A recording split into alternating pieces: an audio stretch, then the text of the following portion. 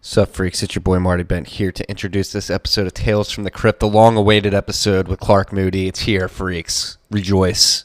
Throw your hands in the air like you just don't care. And press play on this podcast. If you're listening, you already have press play. So I don't know why I said that. Really great episode with Clark. Got into a lot of topics, particularly why he's so into data. And, this episode ebbs and flows. Roller coaster ride of emotions. This episode is brought to you by our good friends at the motherfucking Cash App. Cash App. You freaks already know all about them. But if you don't know about them, just in case, maybe this is your first time listening to this podcast, let me tell you about the Cash App. It's the easiest place to stack sats. All right, you can stack sats, send sats, receive sats, sell sats if you so please. They're making sats the standard, so we're not stacking fractions of a Bitcoin, but we're buying whole sats. And you can DCA in the sats. You can buy daily, weekly, bi-weekly. Set it and forget it. It's possible on the Cash App now. Because this is all connected to your bank account, you can start stacking right away. And if you want to, you can start stacking slivers of stonks right away too. Cash App investing allows you to invest in your favorite stonk, wherever that is. If it's too expensive, out of your reach, you can buy as little as $1. You can stack a sliver of that stonk with Cash App investing. Cash App Investing is a subsidiary of Square, a member SIPC. As always, remember to use the code STACKINGSATS when you download the Cash App if you haven't done so already. That's STACKINGSATS, STACKINGSATS. You're going to get $10, and $10 is going to go to our great friends in Chicago at Owls Lacrosse. That's Owls Lacrosse. Woo! Woo! Woo! Woo! What'd you think of that, Marty's little bitch owl? Enjoy this episode. Take care.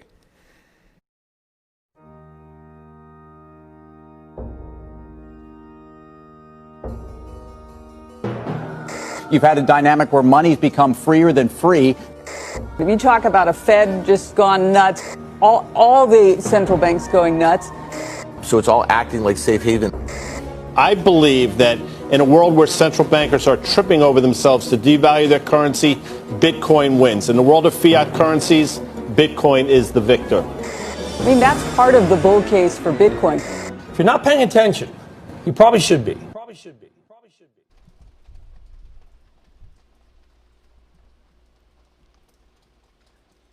Welcome to Tales from the Crypt.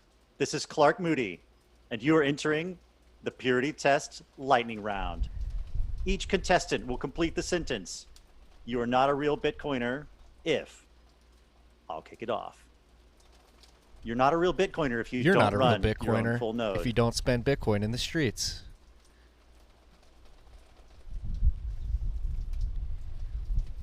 You're not a real Bitcoiner if you don't work in Bitcoin full time. You're not a real Bitcoiner if you You're not a real work Bitcoiner for a KYC if you have a KYC exchange as an advertiser.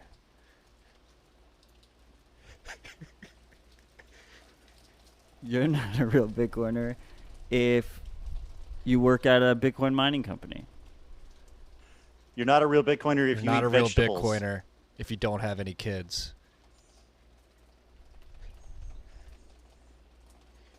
You're not a real Bitcoiner if you've never used Lightning. And finally, you're not a real Bitcoiner Nobody's if a you care about Bitcoiner. marketing. And this is a good thing.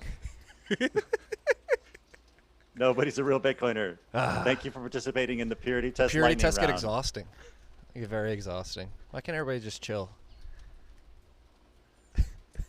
I'm pretty tired.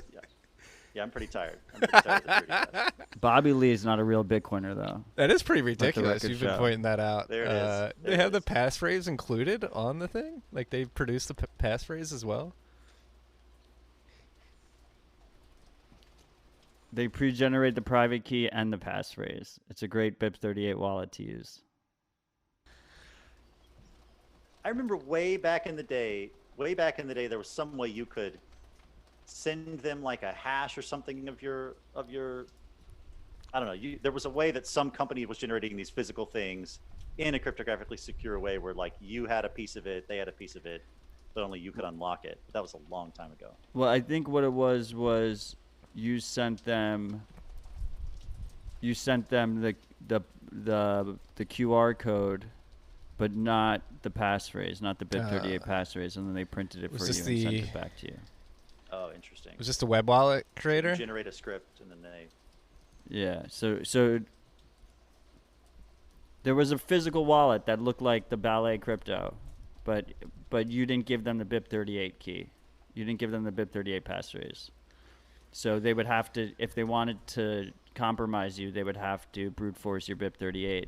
Obviously, there was a privacy risk was there, and you were relying solely on the strength of your passphrase that you chose, which most people probably weren't choosing strong passphrases.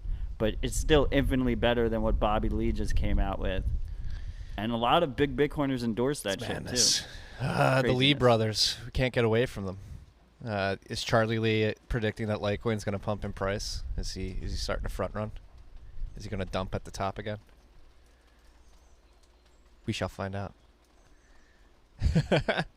Well, the position of Charlie Clark, bags. I'm happy we're doing this. It's been a long time coming. Obviously, we've been shilling your dashboard for quite some time here at TFTC. And as you alluded to, you've been around for quite a while. And I think a good place to start this conversation would be your piece that you wrote a few weeks ago, or maybe a month ago at this point, on 10 years of Bitcoin data. And I thought that was a beautiful piece and just like a really good intro to your journey through Bitcoin and why and how you got into it. So what the hell has it been like being in the space for 10 years? Infinite refills of popcorn. It just never ends. Schadenfreude, popcorn, drama, public lawsuits, public, people getting scammed and hacked, and it never ends. But like I said the piece was, the other day I was talking about some market data, and I remembered that like Mt. Gox's first trades were in 2010 in July sometime. And so I went back and actually found an old copy of the Mt. Gox trade data on like an old hard drive and pulled it up. And the first Bitcoin traded at 4.95 cents per coin. And the first trade was 20 Bitcoin. So it's like 170,000x or whatever return if you'd held that very, very first trade. So here we are, 10K, 11K, whatever it is today. And people are saying, oh, it'll never go to X. X is 100,000, a million, a billion, whatever. It'll never go there, but we've already seen it come 6 orders of magnitude, so I'm not making any price predictions. That's another purity test, right? You're not a Bitcoiner if you think that stock to flow is real, or if you do think stock to flow is real, whatever. So that's my, that's the data piece of it. But I found out about Bitcoin shortly after it hit $1 in February of 11. And I had my first real-time Mt. Gox website up in early June of 2011. And so I was able to watch the big Mt. Gox hack live on my site. The hack where the hacker created a bunch of synthetic Bitcoin and then dumped it on the market. And so the Mt. Gox was just dumping for like 30 minutes. And it went all the way down to a penny. How did they create synthetic Bitcoin? But then they reversed all those trades. So they just hacked the database and just had their entry, 500,000 coins to my account, and then just like market sold it. Which is a way they could have put orders on the other side, and then tried to get those filled. They credited their Gox account. Yeah, because with Bitcoin, Gox even though they didn't have had Bitcoin like a terrible back-end PHP infrastructure, correct? Like it wasn't conducive for trading at all, actually. I think reading through the history of Gox, like I don't think it was ever actually solvent at all. Like at any moment that Carpelas owned it, so it's just kind of a tragic, like huge amounts of success, and then also just because what happened? Insolvency the whole time. Jed McCaleb handed it off to him, correct? Just like a bomb waiting to happen. Jed McCaleb, for you freaks who are unaware, is a chronic shitcoiner. He's created Ripple and Stellar. And he's got a lot of Ripple that he's allowed to market dump on the market every month. I believe it was something like 5 million Ripple or something like that every month, or 50 million. It's the reverse of stacking sats. Dumping ripples. He's like dumping cost averaging because he's forced So, to. Clark, why are you so fascinated with data? Thank you for working hard to grant Bitcoiners access to data in a free way. Like your dashboard, I have, again, it's one of my I have few bookmarks, and your dashboard is up there. It's the best thing ever. Thanks. It's fantastic. Yeah, I mean, I've always kind of been on the market data side of the shop here in Bitcoin. And I guess, right before I got into Bitcoin, I was kind of looking at automated trading type strategies and how to do that. But to get data feeds, you had to pay NASDAQ, $5K a month or whatever to get a good data feed. And here comes this Mt. Gox thing, real time data for free. Scrape the full history for free. And then all the other Bitcoin exchanges, for the most part, have followed suit with free data, because getting liquidity is more important than trying to milk your data set for exchange. And so I just put together, the problem I'm solving is each exchange has a terrible interface. Back in the day, they're a little bit better now, but they were terrible. You had to manually hit F5 on the Mt. Gox order book to get a fresh book, right? So I said, I need to make this, they've got a real-time feed. I'll see if I can put together a real-time book. And did that.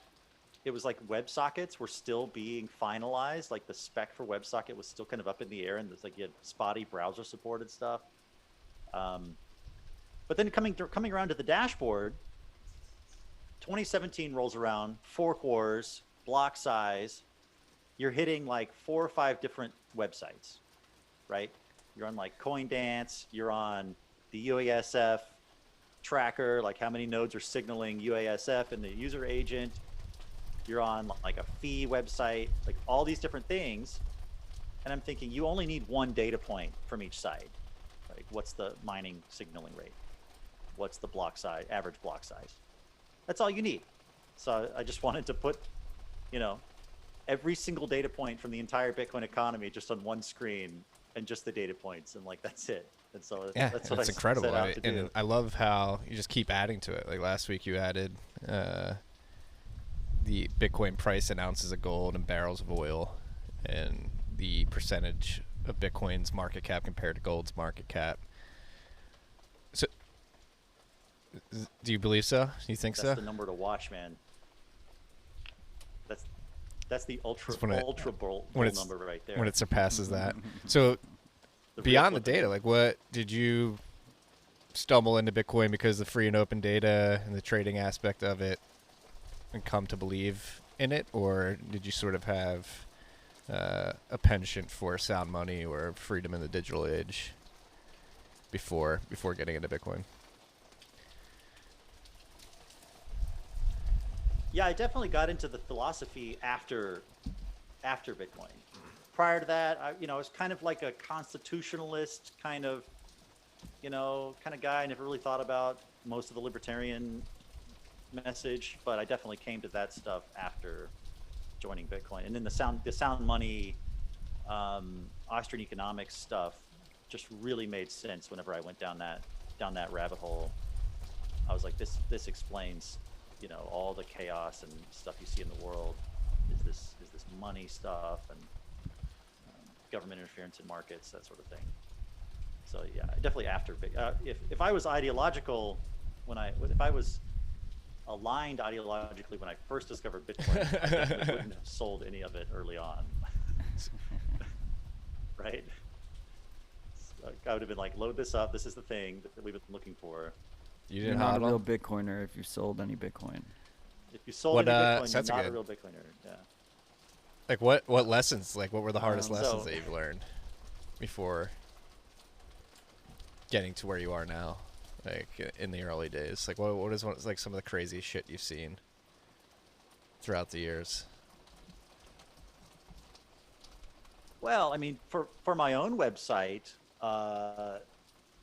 you know, I learned how to do web development kind of on the fly to build these Bitcoin sites. You know, I have an engineering background, aerospace engineering, so I was, you know, doing space robotics and interesting, you know, sensors and stuff like that, but never web tech. And so I was, you know, pushing changes live to the site, hacking it live, testing in production, you know, like PHP backend, real dirty,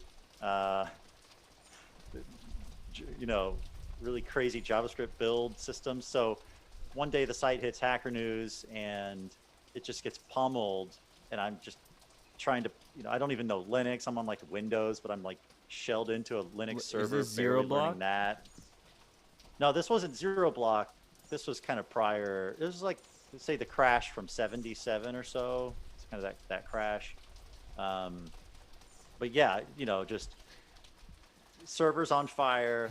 I pushed some change that spikes the CPU, and I get banned by my hosting provider and have to find somebody else. And shout out BitVPS, who hooked me up with a free VPS back in the day. I don't think they're still around, but you know, say thanks to your sponsors, right? Yeah, so those sort of war stories. But then I never had the real, you know, I threw away my laptop with my wallet on it, or I had a bunch of coins on an exchange. I never really had that experience, but I definitely got my popcorn bucket refilled by those experiences over the years, and learned from others' pain on that front. There's always enough popcorn to eat.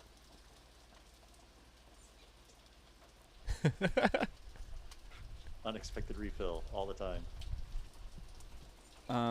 So one of the things I really like about your dashboard, and I think why other people haven't really been able to compete with the level of substance and usefulness it has, is because there is absolutely zero effort to monetize it.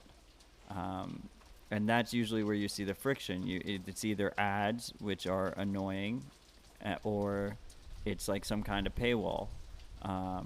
So right now you have it completely as donationware. I know you have a donation widget on your site, linked on your site, both on chain and Lightning, and a Paynim, I believe, a Samurai Paynim. Do you want to tell us like how that experience is? Do you feel like you're not getting enough donations, which is completely fine to admit, because I assume you're not. Are you considering monetizing it in some way? I know it's kind of like almost like a hobbyist kind of thing, right? Yeah, the monetization, I do have an ad module. I don't know if you see it. It's like right after the very first module. There's a one line, actually it says want to advertise here right now. That's funny. But it's just like a one line of text. And this is my experiment. Like, can I monetize one single line of text? And it rotates out. And one of them is donate to the site, you know. But yeah, that's my experiment. Can I have an ultra tasteful ad? But you know, server costs are so cheap. You know, it's not getting huge amounts of traffic that necessitates a big back end, and so it's a really efficient site to run. It's like $10 a month to run it. You know, I just covered 2.5 months for it's you. Really my hobby. I just sent right? a donation. I've been leeching off of it for too long. Thank you. Let's plug the bottom right. Where's the donation page? Yeah. Oh, it says donate on the bottom right hand. /donate. Bitcoin.clarkmoody.com/donate. I also didn't notice that ad line. I like that. That's a tasteful way of doing it. It's the minimum viable ad. I haven't had any hits on people want to fill that line up with text and pay for it. But hey, maybe we'll buy. You know, we'll see. But yeah, the monetization, like, I don't know. I'm not doing charts, right? The dashboard is a moment in time, and then the moment is gone. Like, there's no time histories, there's no spark lines, there's no charts. I'm not building a charting website. This is it. It's a dashboard. It's a view into the Bitcoin ecosystem at this moment, and then it's gone forever. I don't want to do any sort of data feed stuff where I've got contracts and uptime and I give you the inside track, you delay it for the public site. I don't want to do that stuff. I don't know. It's just kind of a labor of love, and like none of this stuff is proprietary I love data that. either. It's just like Bitcoin in the moment, and it's actually just as a tool really helped me gather context of where Bitcoin is. Particularly, for some reason, I'm just like fascinated by the changes between difficulty adjustments. Like I love knowing where we are between the last and the next difficulty adjustment, how quick blocks are coming in compared to the target. In relation to the target, and how hash rates changing on average between the adjustments. I think that really drives home like the nature of Bitcoin is just seeing that data visible in real time, knowing how many blocks away you are from the next retarget.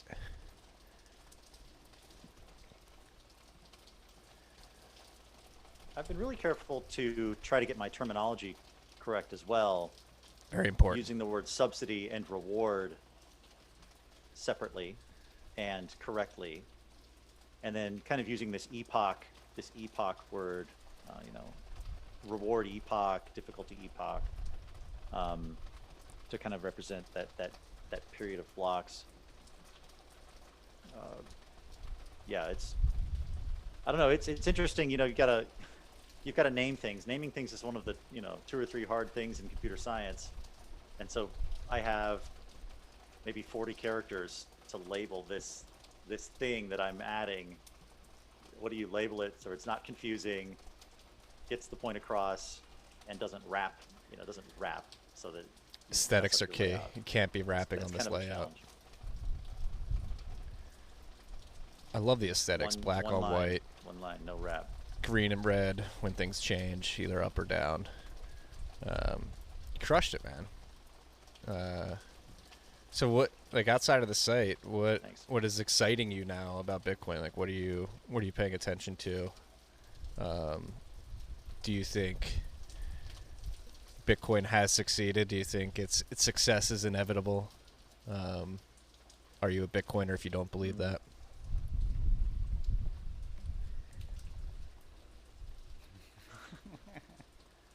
Gotta believe. No, I'm excited about the soft fork proposals. I'm excited about the coin swap proposal.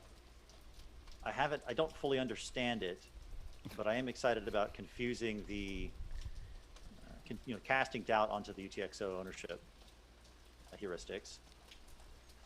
Excited about the soft forks.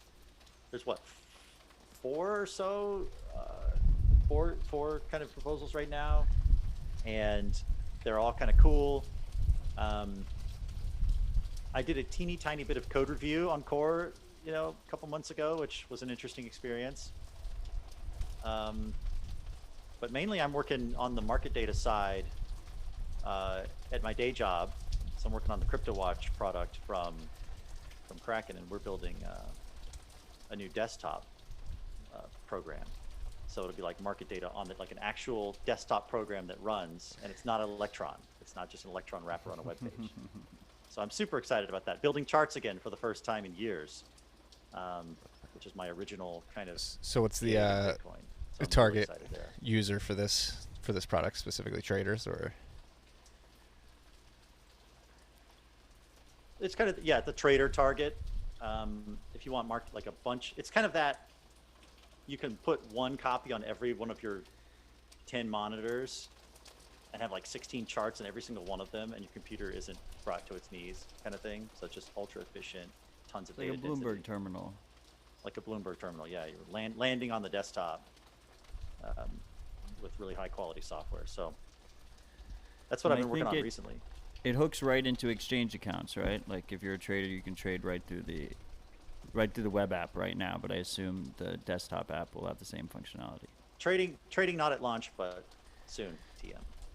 That's the goal, obviously. Yeah. And that's a Kraken asset now, right? CryptoWatch? It is, yeah.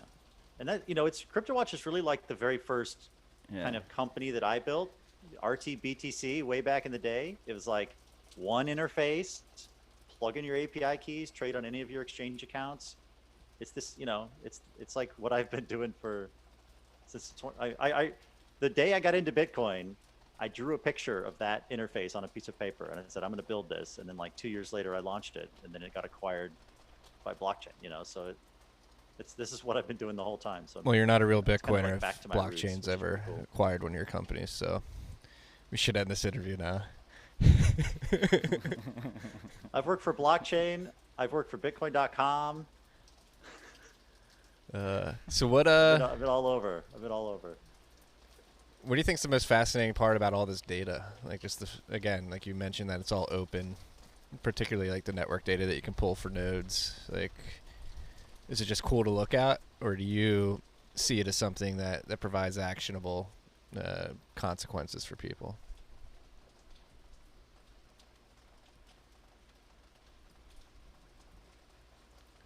I think that,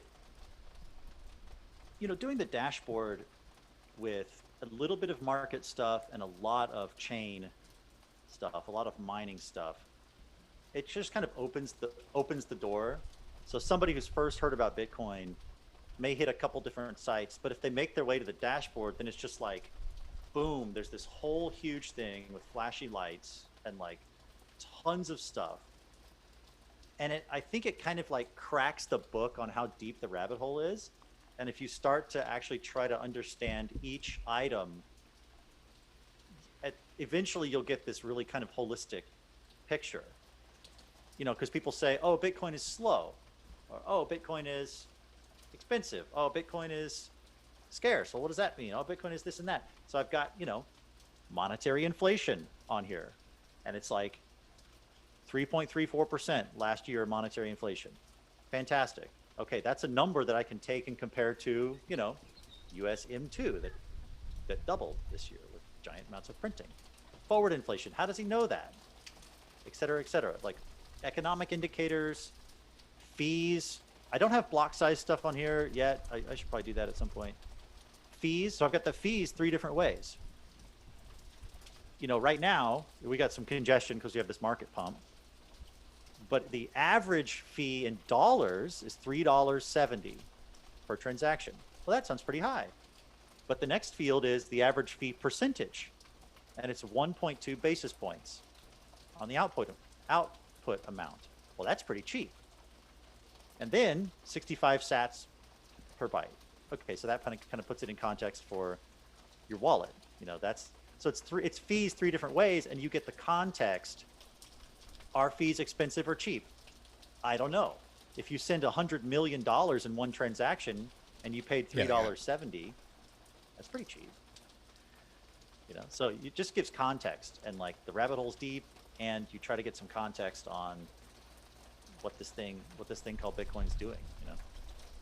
This idea of like open data, I think like you really are onto something, that it does trigger a rabbit hole kind of experience for especially traditional finance data types, right? Because if you've ever tried to build a site where you're looking up like historical stock prices or historical gold commodity prices, oil prices, it's ridiculously difficult to find good data sets on that stuff. Disaster. And we kind of stumbled into it, fortunately, that all these exchanges followed the GOX model of these open APIs, right? It's beautiful that exists, but it's not enforced by the protocol. But the fact that you can pull all this chain data by just running a node is absolutely crazy. It's like mind-bending. Yeah. Hey, and the other piece is, anytime there's an official number out from some budget office or bureau or something, there's always the number that launches on the date, and it's like monthly or quarterly. And then there's the revised number that comes out 2 weeks later after they got more survey data in and did seasonal corrections and blah, blah, blah. We got it real time right here. No hedonic Real adjustments. time, exact numbers on the big. No hedonic, seasonal, temporary workers, blah, blah, blah. No, real time, 100% accurate, hopefully. Yeah, UTXO set size or any of that sort of stuff. You can get Yeah. it from a full node, and it's accurate up to And the it really second. drives home the nature Up of to the latest Bitcoin, like block. complete truth. Like if you want to find complete truth about the network and the inner workings of the network, you can do that. It allows you to. And this is a fundamental shift in the way people interact with these financial tools. And comparing it to the Fed is, like you just did, is hilarious. Where it's a no-brainer once you understand the inner workings of the Fed and how they try to project forward, and then collect that data and report it, and then they have seasonal hedonic adjustments, and then you figure the thing they're targeting for inflation, particularly CPI, is completely bastardized with the variables being changed on the fly. And when you compare that to Bitcoin, you just look at your dashboard and you can be like, all right, we know we're X amount of blocks in the next difficulty adjustment. Hash rate is around this area right now because we don't know for certain what the exact hash rate is at any given point in time. We know how many fees miners are collecting, what fee level is getting accepted into a block. It's beautiful, and this is going to change the nature of how we humans interact with these financial tools. Yeah, that's the end of the very last couple paragraphs of my kind of 10-year retrospective on market data. I put in a little blurb about, no matter the reason why people get in, there's this small set that goes down the rabbit hole and kind of understands the sound money side of things and the separation of money and state side of things. And that's the kind of remnant that's building and understands this new world that we could have. Let's dive into that. The Remnant. Start to understand. It's why. a reference. There's The Mises.org has a piece on what is it? The story of Job or Isaiah? Yeah. Isaiah. Ron Paul talked about the remnant. There's a small group that stayed true to the cause. And it's this. Taleb has the intolerant minority. Is it Taleb? It has the intolerant minority idea, where you just need a very small percentage of the population to hold a belief unwaveringly, and it'll eventually flip the whole population. So we're nowhere near that, but we're building the core of that kind of group with people that say, if you can separate money and state, then you can cut to the heart of so many societal woes and so many things keeping us back as a species.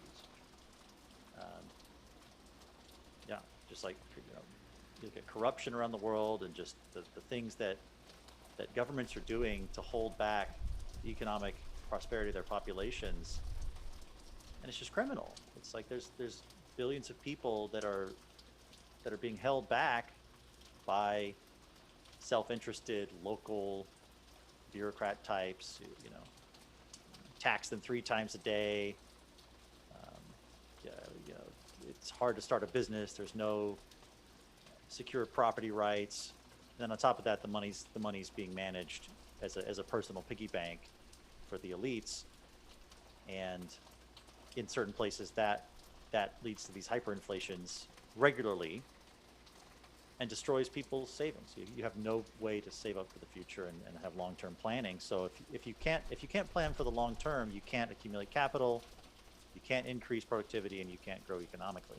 You have to be able to have this ability to have secure property rights and be able to plan for the future.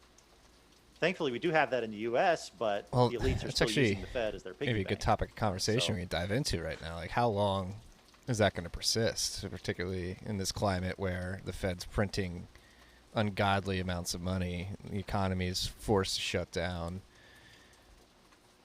and it's never been this, at least in my life. I'm pretty sure I can say with some degree of confidence that most people's lives have never experienced anything as crazy as 2020. And like you mentioned hyperinflation in other countries. Like, is it here in the States? Like, is it starting to creep in? Like, looking at the price of precious metals, the stock markets, and considering the fact that tens of millions of people are out of work and they're just going to start airdropping money in people's bank accounts. Like, are we close to the remnant Bitcoiners being able to make a compelling case to your average Joe who's going to just be out in the street like, what the fuck is going on?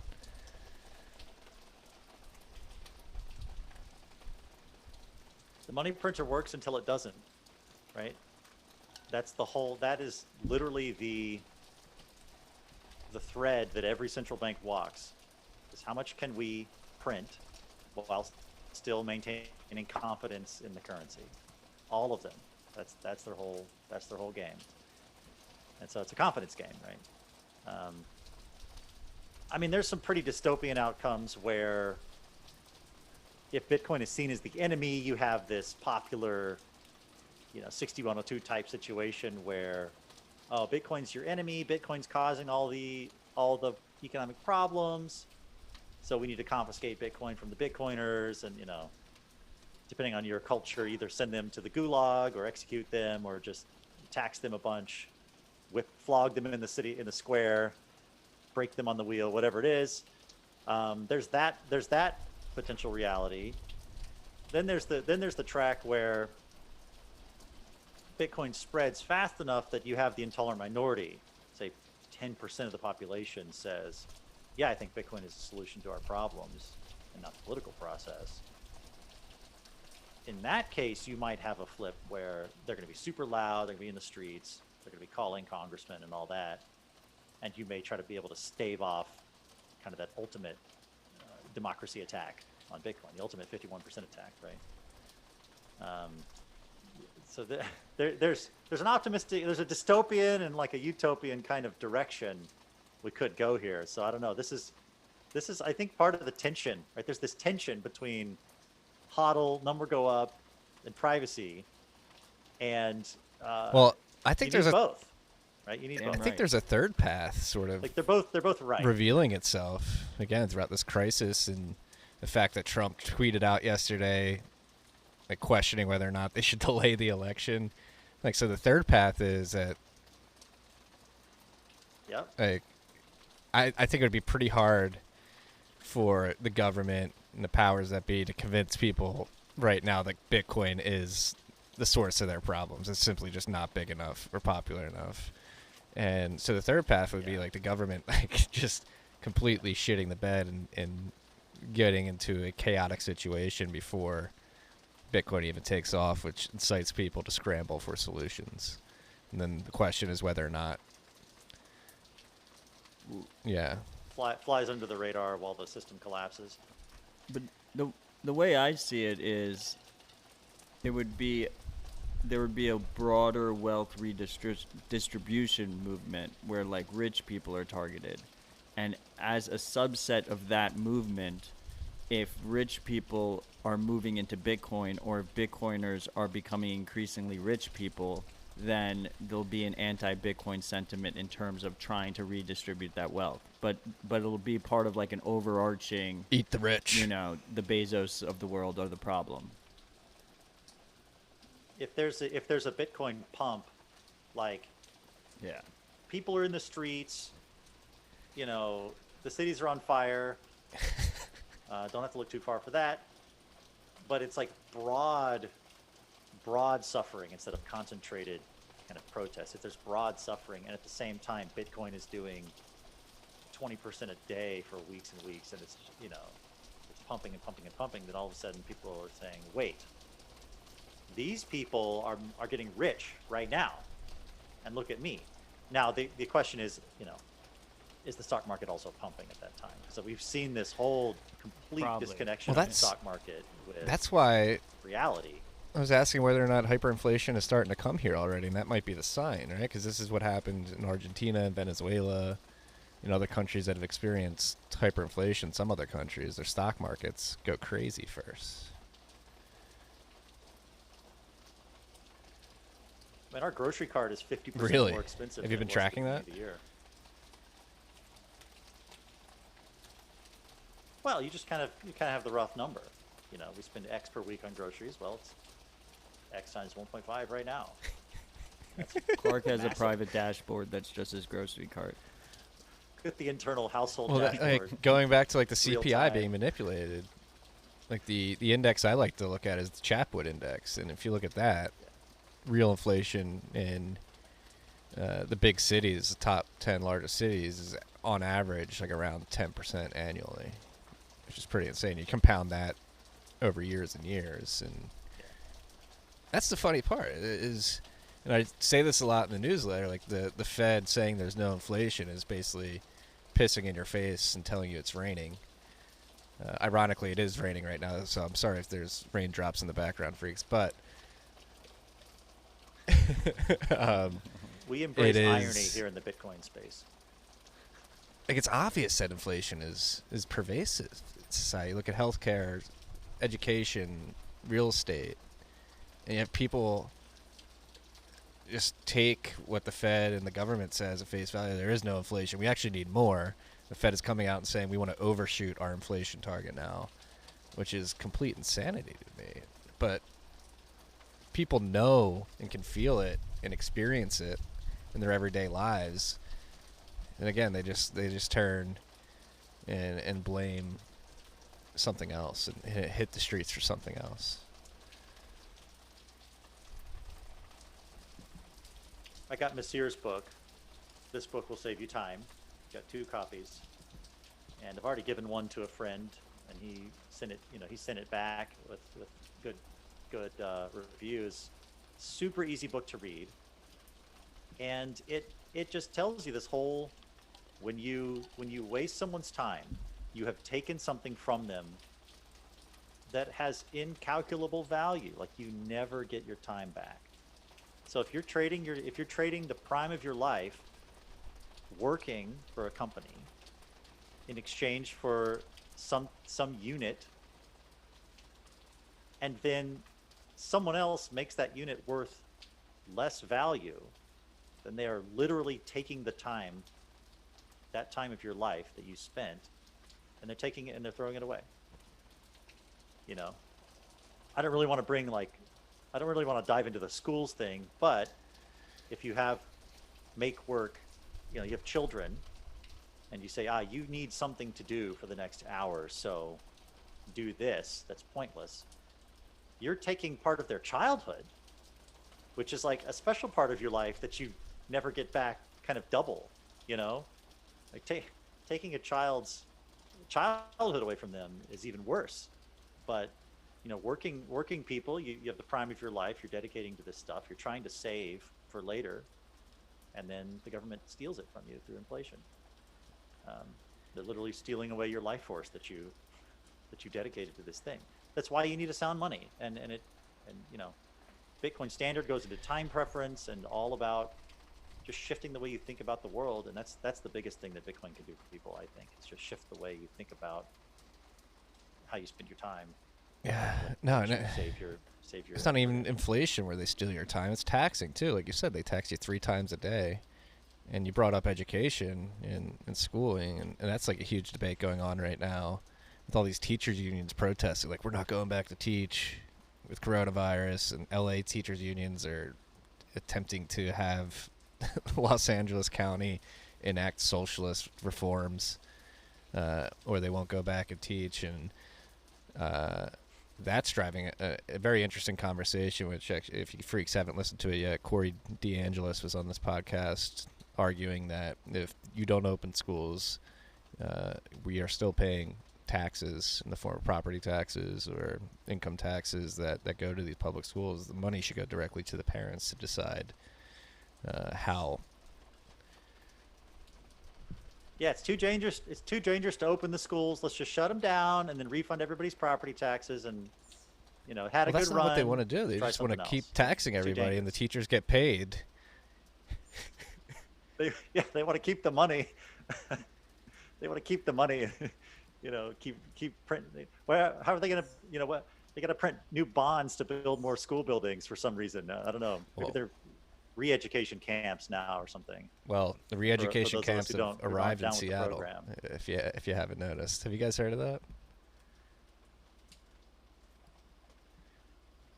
Well, who's building them? Who's going to build them first? Are they going to be Well, they FEMA start. It's funny because re-education they're camps or Google re-educating the re-education adults camps? first. At least in Seattle, you have to go to, and it's pretty crazy. In Seattle, they're making all the quote unquote white They've already got the children. city workers like go to classes telling them how bad they are and systemically racist they are, and they have to, like, it is in the mandate by the city. If they don't acknowledge certain things, they are not allowed to continue working. So that is, in my mind, definitionally a re-education camp. They are here. But it isn't new. No. Just the scale is new, right? Because we've seen like ethics, all these different ethics courses and stuff you have to take, right? Yeah, but it's depending usually on just your a company or like a what government webinar you're that you working click for. through, and it's like, all right, you have to watch this. Yeah, but that's You're not supposed to just click through. I acknowledge my privilege. oh, Check. some Submit. No, I mean this is par for the course. It's just kind of the first time it's really rearing its head in America. You know, you get mass slaughter of the wrong thinkers at various regular intervals throughout various countries. So it's just I don't want it to be our turn. our turn. It's not good if it's our turn. Like, we need to fight back against this. This is why we need the citadels, man. Citadel theory. Well, I mean, I think part of it is like we live in such a litigious society as well, right? Like, at least on the private side, there's so much red tape that you have to deal with to cover your ass that just wastes all of our time. You know, specifically, I'm thinking about like different ethics programs that like private companies have to do. That literally every single person who's there thinks it's a joke and is just doing the bare minimum, including the administrators who are pushing the program because they have to cover their ass because they're afraid they're going to get hit by This a is a class problem action with the lawsuit Fed. or just some lawsuit or something. This is a problem with the like one of my favorite it's Fed, man. student loans, right? The ability to get access to the free money to go get education. One of my favorite charts to follow is the amount of lawyers that have been produced and the amount of laws that have been produced. Put those two lines next to each other, and it's a pretty obvious correlation that these people are getting money to go to school. They're taking out loans that the government's backing. They're going to get their law degrees, and then they're coming out and making life harder for everybody else. This is a direct consequence of easy money. So we have the student loan program funneling money into academia. And then you have all these campus protests in the past few years saying, I need my safe space, I need my, whatever it is. And the response from the universities is to create a new program office, right? To create more bureaucrats. And so you just have this building up of the university itself, which necessitates larger budgets, which makes the prices go up. So like the students the students aren't demanding a refund for like, hey, you gypped me out of my, $100,000, $200,000 and I'm unemployable. I want my money back. No. It's, I want my loan forgiven. They're not mad at the university, but then the university the whole time has been building up all these program offices and diversity offices and all these things that just leech off of the system. They're not teaching, they're just leeching. And it's all fueled by student loan, which is fueled by debt. Bitcoin fixes this. Money. There it is. But it is. Bitcoin fixes this. But it Drive it all back. Drive it all back. You're not a real Bitcoiner if you don't believe Bitcoin doesn't fix this. But it's almost hard to believe that it's that simple, though. Right? Like the root of the problem is the fact that we have easy money, and people don't want to believe it's that simple. There's nuance. Subtle. It is, though. That's because it's not that simple, Marty. You can draw a direct line to this. Like, access to student loans fueled by debt drives people to get these degrees. The universities know they're going to be able to get the money from the loans, so they jack up the prices, pay administrator, like we just described. There is a course of action here, an order of operations, if you will.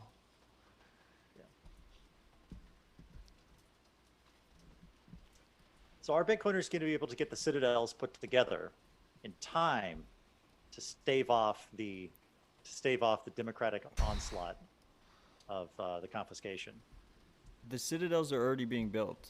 They're just not only being built by Bitcoiners right now. They're just being built by wealthy people all around the world. I hope Kanye lets me in. Are they going to I'm let going to his Bitcoiners citadel. in? Well, I guess this is a good conversation to jump in. Number one, if there was a quasi 6102, Executive Order 6102, attempted against Bitcoiners, how successful or futile would those efforts be? And then number two, yes. And then number two, as a defense, like how In America? will we construct these citadels and protect against this?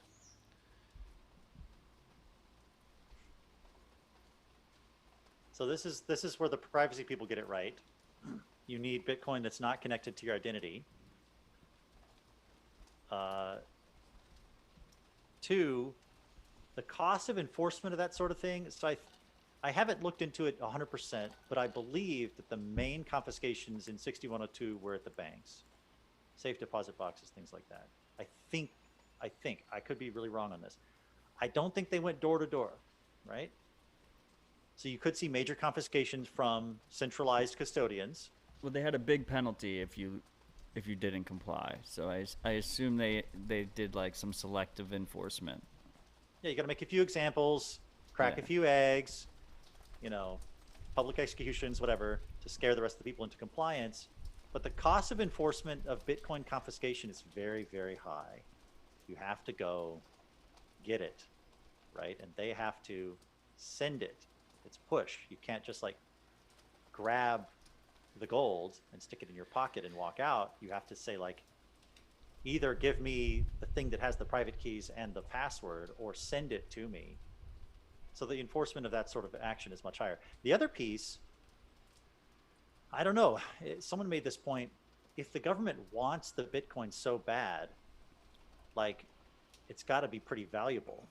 I don't know, that's a validation of sorts that they want it. I don't know if they're just going to liquidate it or if they actually want to use it. So they have to also plan on, hey, if we try to confiscate this thing, is the value just going to go to zero on us in local terms, and it's not going to be worth anything? We're going to be wasting lots of effort, putting lives at risk. Enforcement requires going to somebody's house, which in America is a risky proposition, right? And then, so I don't know. There's a lot of interesting game theory around it. I mean, I think they would hold it because that's what they did with gold. They wanted it for themselves. And I think that it would probably be bullish on a macro sense. I mean, it would obviously suck for whichever government was doing it for those citizens. I would just add that, like, enforcement, while it would be difficult to enforce on the specific seizing the Bitcoin, right? Because you could throw someone in jail, you can put all sorts of penalties on them. It doesn't mean they're going to give you the private keys. Yep. And that becomes very difficult to do in a democratic society, in a relatively free society. But what they could do is, I mean, I think a lot of Bitcoiners have other assets besides Bitcoin. I mean, you're not a real Bitcoiner if you do, but I think a lot of Bitcoiners do. So they could seize your house, they could seize stock, seize money you have in a bank account, according to how much Bitcoin they think you have, but right? They could seize different assets. What does that say about the will of the American spirit and the American ideals? Like, at what point do people say, what the fuck? Like, this can't happen here. Like, is there a possibility that happens, or way too many people completely gone and jaded by the system? I think that we're seeing a rift. We're seeing a rift, and this is the precursor to civil war. The only solution is going separate ways. I mean, think about it. People hate Trump so much, right? They hate him so much. We're going to have this election, maybe, and if Trump gets reelected, is everyone going to say, okay, yeah, that's the democratic process, I accept the results of the election, as legitimate? Or if Trump loses, are these people going to be like, okay, all you people who supported Trump, you're cool now. He's gone. We forgive you. We love you now. There's peace between the political process has created peace between us. Is that going to happen? I think there's a small subset of people who would like to see the other side tortured and killed. It's the way it is in every society. It's just kind of rearing its head now, So there's no peace produced by the political process, but voting is an important release valve on tension. I just think the tension is too high that the election. Again, after my conversation with Whitney Webb the other day and Trump's tweet yesterday, I would not be surprised if it doesn't happen. So here's a headline from an article in Reuters today, exclusive. Republicans and Democrats agree on one thing, doubt about fair election. So they're already both sides are already posturing like the results are going to be manipulated and you're not going to be able to have any faith in the results of the election. So it is already being delegitimized before it even happens. And this is where things get really weird. And I mean, that's the problem, right? Because what Clark, just like I agree with Clark that, voting, a fair political process is a very effective release valve. But the problem is when both sides, when most people do not think that the electoral process is fair anymore, that they think it's corrupted, then it's no longer a release valve. Then it's just like, a trigger situation that ends up triggering one side or the other. And yet when you mention something like secession or just separation, you get called, neo-Confederate. You just like slavery because you want a peaceable solution to our problems. You must be some sort of. But I mean, I think that's a framing thing, right? Because if you told liberals that you could break off into your own, that's why I think Citadel theory is more politically neutral, right? So it's both sides I think would prefer to be separated. Local governance. How about this? How about this for a change? Hey, wouldn't it be cool if you and your neighbors a few blocks around you shopped around and hired a police force to protect your neighborhood?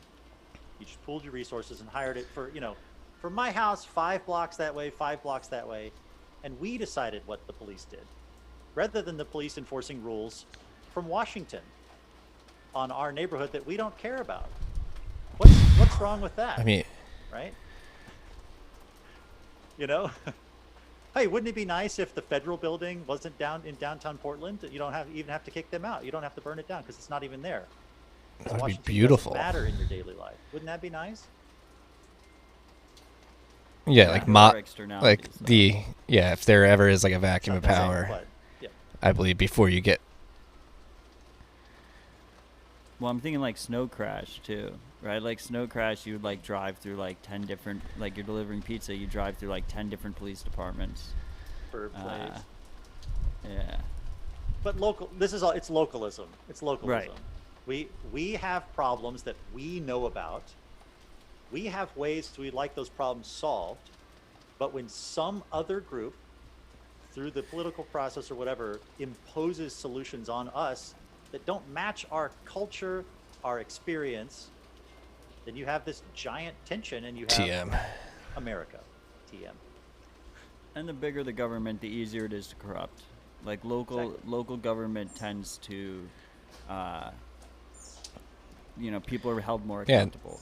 It's harder to fuck around locally. You see them at the grocery store. Yeah, and then the federal government at some point just hits breakaway speed where it's gross at all costs, consume as much power and attain as much power as possible, which we've far surpassed at some point long ago. Ah, man. Is there going to be a civil war? But that's the other, that. There's always that nuclear option that sits in the, I did Block Digest with John Seth. He was part of the panel a few weeks ago, and he brought up a really good point.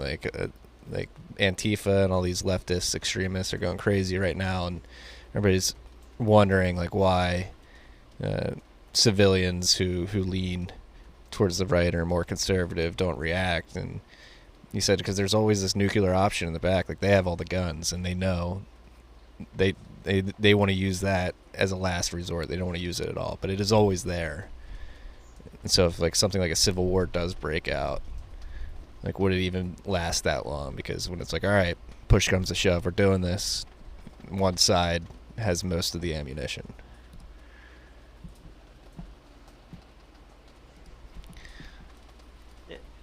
You know, if you saw the looting and rioting head into the neighborhoods, you're going to see a lot of conflict with armed residents, and it's all going to be live streamed on Twitter, and I think that'll be a huge deterrent. Like, I think that the progressive force is to grab institutions of power, to grab centralized institutions. It's why they love the Supreme Court, because you can jam something down everyone's throats forever if you get 5 people to agree. That's why they want to control the center. So, you know, I think that's the main force behind it. Like taking it, like going to like commit violence against individuals. I don't think that's what most of these people want to do, and you're going to see a lot of pretty gristly live streams on Twitter if that starts going down. And I don't think that's going to happen much. I think it'll be a big kind of top down.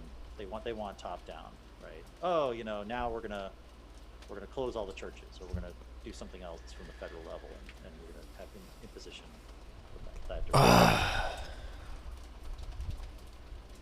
a political officer in every police force, Soviet style. So you've got like the police chief and the political officer, you know, the commissar or whatever, and they've got to both turn the keys. It's coming. Missiles or whatever. It's coming though. Like, and we've been warned about it. Like, Yuri Bezmenov in the 80s said this. It's going to happen slowly but surely over the course of a generation, and it seems like it's happening right now. And it's scary. It's so how. But here's where Bitcoin comes in, right?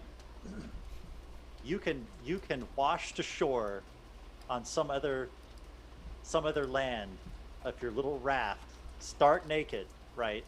And if you've got 12 words in your head, you have transported your value from the place you fled.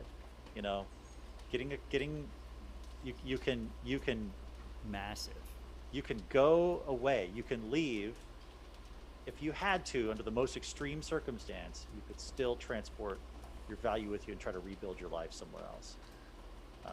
Especially if your Bitcoin like starts rocketing out of control in value compared to all your other assets, then it's a lot easier to exit. But where do you exit to? Like going back to Yuri Bezmenov, like he warned like this is the last bastion, like that you have to defend America. Like as after that, there's really nowhere to go. Like you got Poland, Croatia, yeah. Where can men go to be free? I don't know. Yes. So Wyoming. How do we make secession happen? Like peacefully. Like, hey, all right, you guys up there, you obviously want this. Have it. Just leave us the fuck alone, please. Do you think that'll happen in our lifetimes? I don't know. Just the word secession is 100% poisoned in everyone's mind through the government schools. Secession is 100% associated with slavery forever. So you just have to use a different word. Like, hey, wouldn't it be nice? States' rights. Hey, wouldn't it be nice if the federal government didn't impose its laws on you? Wouldn't that be nice? Wouldn't it be nice if, you know, federal officers weren't throwing your people in vans on the street? Yeah. I've had a change of tune with the federal officers in the last couple of weeks. You just get emotional when you see them. If I have officers throwing me in a van, I want them to be local.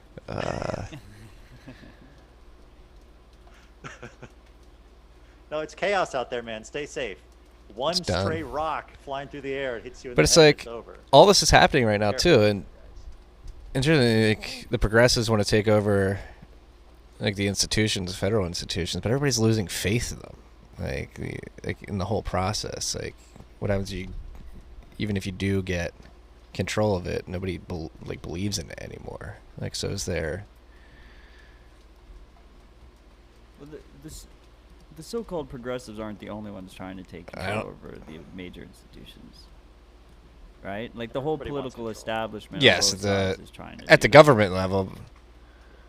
That's the problem, right? Is like There are centralized institutions to take control of. That's the problem. that's the problem. So someone's going to try and it's just natural. Well, there's another way too, and this is try and take control over them. riffing on my conversation with Jeff Andrew, our most recent one. Like, you have the political means of doing it, and then the cultural means, which is usually happens in the university system. And there's no denying the fact that the university systems become considerably more progressive and in more like an indoctrination camp, and has been co-opted to some degree. So you can attack it politically and then culturally as well. It's just something to keep into consideration.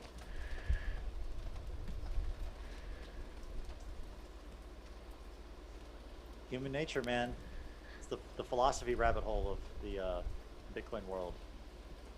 It's there's a lot of dark scenarios out there, but I don't know. Hopefully we don't go down. Most of Yeah, them. what do you believe, Hopefully Clark? we have some sort of You're a God-fearing man. Like, do you think humans are inherently evil, inherently good? What do you think?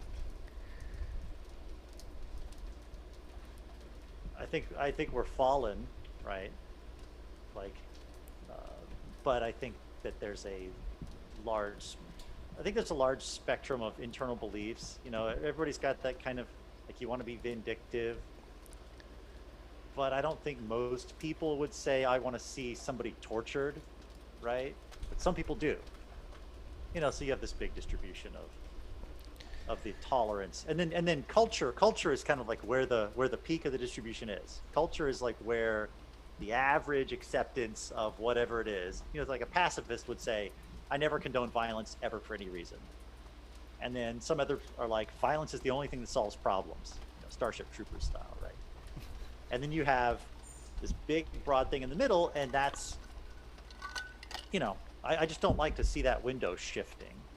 I don't like to see the window shifting to where it's okay to say, hey, we need to send people to re-education camps.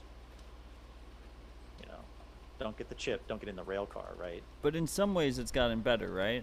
Because, like, I mean, I remember, like, post September 11th, like, U.S. rah-rah, we had, like, the show 24 was out, and it was just, like, he was torturing someone every episode, you know? Like, we literally had Guantanamo where we were, I mean, I don't even Tortured. think they were Yeah. re-education camps, right? They were just torture yeah. facilities. I mean, yeah, like, I think that morality should come from an external standard, like in my case, the Bible.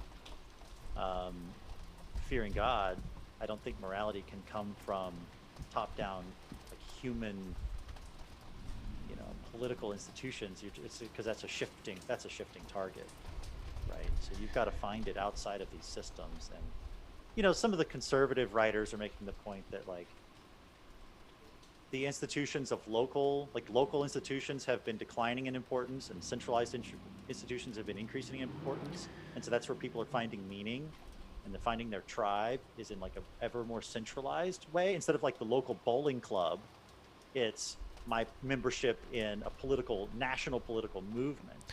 And that's Yeah, the black squares. Polarization, you know. So the decline of the church is part of that. So, you know, stuff like that. Social media. Yeah, it is centralized. I don't know about social media. It is a force that does centralize the conversation, in quotes. Yeah, Because you could post the same hashtag as someone who lives in, like, Illinois. Like, yeah, there's a rural way Illinois. that there's a feedback loop that amplifies certain messages. Yeah, that you never like would have that black heard square thing. prior. You know, so could be a force for good. I was gonna say, like, the black square phenomenon on Instagram that went on after like, you just had people who never thought about this stuff just posting and going along with the herd. And again, it was a virtue signal, like, hey, I believe in this. And as we talked about a lot, like, the state is replacing God, and the state is replacing the father in a lot of cases too, and these cornerstone institutions of Western society, the nuclear family and God, believing in the golden rule and the messages that Jesus and other religious leaders spread throughout the world, and it's being replaced with the state, and I don't like that trend personally. I mean, if you go back, I don't know if they still teach this, but just like everything you learned on the playground in elementary school, right? Like, don't, you know, don't take people's stuff if they're already playing with it. Like, treat others like you want to be treated. The basics of human decency. You just, I don't know if there's just wishful thinking. I don't even know if they teach that stuff anymore. Maybe it's now like, if you have any problem, run to an authority figure. You know, rather than like, try to solve your own problems, but don't solve them with violence kind of thing. I don't know. Let's end it on a hopeful note here. Speaking of children, I have to go take care of mine in about 10 minutes here. Let's end on a hopeful note. Like, let's provide an optimistic route forward, with Bitcoin being integral in that. Like, because I do believe, maybe it's just being in the Bitcoin echo chamber or sort of confirmation bias, but I do believe there is a pull and a strong pull towards personal responsibility, like, and extreme ownership that's happening, whether it be the people who listen to Joe Rogan and want to go hunting more and work out more, or Bitcoiners who want to take control of their financial sovereignty and develop a low time preference. I do think more people are starting to wake up to these ideas and get reacquainted with the idea of hard work and personal sovereignty and individual responsibility for your success or failures in life.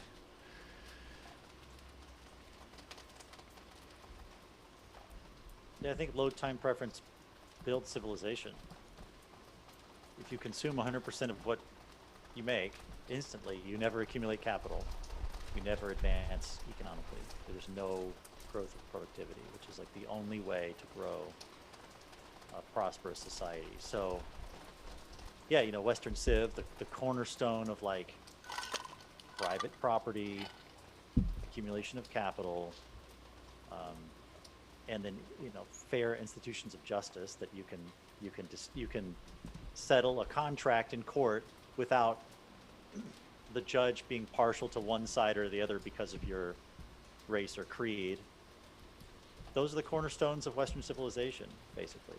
And you know, as far as the economics go, I do agree that, yeah, the interference of the state has really jeopardized the family, which is the cornerstone of kind of the society itself. So I think that, yeah, lower your time preference if you can plan for the future and take more responsibility for your own life. That does everyone good. If you think, hey, you know, I could save up for my future, or I could, you know, put a gallon of sugar in my body, or whatever it is. If you think twice about that, then that tips this kind of broad-based cultural behavior, and this kind of tips everyone a little bit more toward, you know, lowering the time preference, thinking about the future, and I think that has you know, immeasurable upside for the future. If you're not so now oriented, and if you think a little bit past. Man, I need some optimism from you, brother.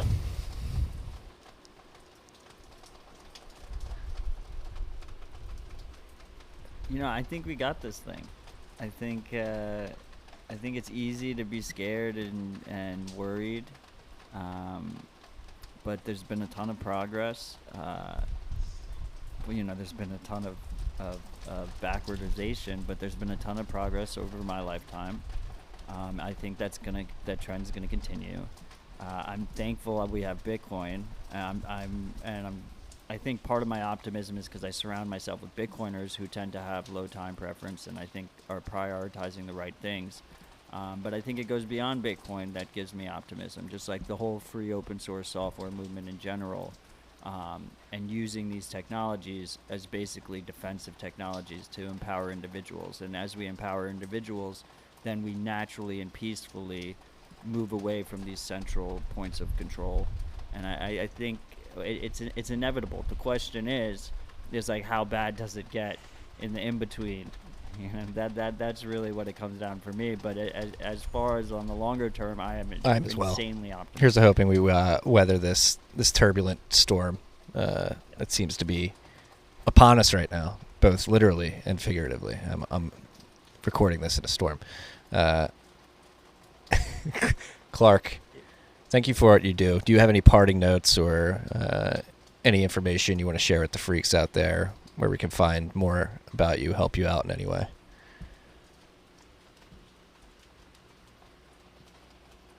Follow me on Twitter at Clark Moody. Best, one of my favorite bios on Twitter. I love Jesus. I pay in Bitcoin. It's short and to the point.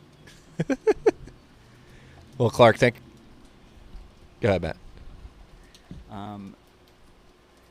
I just want to show this donate link one more time. That's bitcoin.clarkmoody.com/donate. And Clark, you should do a pull request and get that up on bitcoindevlist.com as well. Gentlemen, I hope you both enjoy the rest of your afternoon. Thank you for what you do, Clark. Your dashboard, again, my favorite bookmark. I think it is actually very beneficial to Bitcoiners out there to help develop a context for the gravity of Bitcoin. So thank you for producing that, and we are happy to shill it on every episode of Rabbit Hole Recap. So hopefully it brings some more users to your site. All right, that's all we got this week, freaks. Peace and love.